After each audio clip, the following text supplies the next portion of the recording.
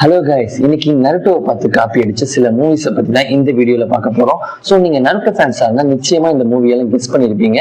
ஆனா அதை பார்க்காத சில பேர் மட்டும் இந்த வீடியோ பாருங்க, அவங்களுக்கானதான் இந்த வீடியோ. இந்த வீடியோல நீங்க எதிர்பார்க்காத சீன்ஸ் எல்லாம் நிறைய வந்திருக்கு. ஸோ அதையும் பார்க்கலாம். வீடியோக்குள்ள போறதுக்கு முன்னாடி நம்ம சேனல் இன்னும் நீங்க சப்ஸ்கிரைப் பண்ணிடுங்க. பிகாஸ் உங்களுக்கு நருட்டோ அப்டேட் வேணும்னா நீங்க அதை தான் பண்ணி ஆகணும். ஸோ வீடியோக்குள்ள யாரெல்லாம் இன்னும் புஷ்பா 2 படம் பார்க்காம இருக்கீங்க, போய் அதை பாருங்க. என்னடா படத்தையே காப்பி பண்ணிட்டாங்கன்னு கேட்டீங்கன்னா அப்படி கிடையாதுங்க. படத்தோட கிளைமேக்ஸ் மட்டும் தான் காப்பி பண்ணிருக்காங்க. இந்த படத்தோட கிளைமேக்ஸை பாக்குற மத்த ஆடியன்ஸ் என்ன பண்ணுவாங்கன்னா, இதெல்லாம் ஒரு ஃபைட்டா, ஒரு ஃபைட்டுக்கு ஒரு நியாயம் இல்லையா அப்படின்னு கேட்பாங்க. ஆனா நருட்டோ ஃபேன்ஸ்க்கு மட்டும்தான் அந்த ஃபைட்டோட மகிமை தெரியும். தெரியலன்னா போய் பாருங்க.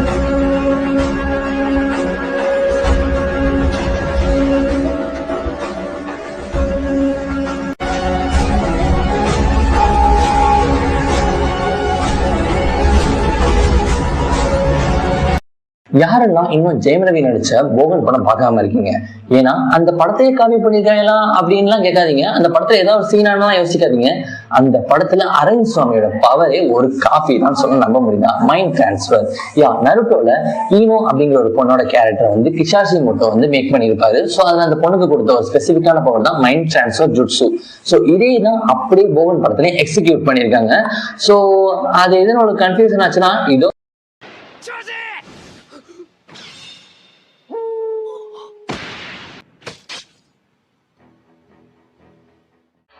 உங்க எல்லாருக்குமே தெரிஞ்ச நருட்டோட ஷேடோ க்ளோன் ஜுட்சு கண்டிப்பா அரண்மனை 3ல சுந்தர் சி வந்து கிளைமேக்ஸ் சீன்ல போட்டிருக்காருங்க. சோ பாக்குறதுக்கு அப்படியே ஒரு மாதிரி விசித்திரமா இருந்துச்சு.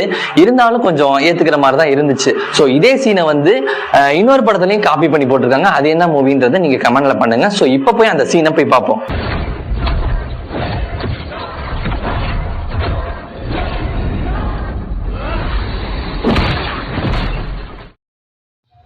என்னடா இவரோட போட்டோ வருதுன்னு பாக்குறீங்களா? டாங்லியே தெரியாத ஆளுங்களே இருக்க மாட்டாங்க, ஊருக்கே தெரியும்.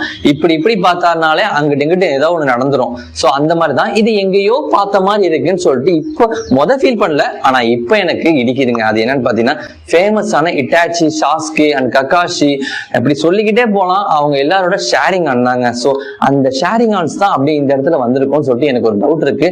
பிகாஸ் பாத்தீங்கன்னா அந்த மைண்ட் கண்ட்ரோல்ஸ் அது இதுன்னு சொல்லிட்டு எல்லாமே ஷேரிங் ஆனோட தான் கனெக்ட் ஆகுது. அந்த சீனை நான் போய் பாத்துக்கோங்க. இதோட நீங்க முடிஞ்ச பத்திரமா பாத்துக்க.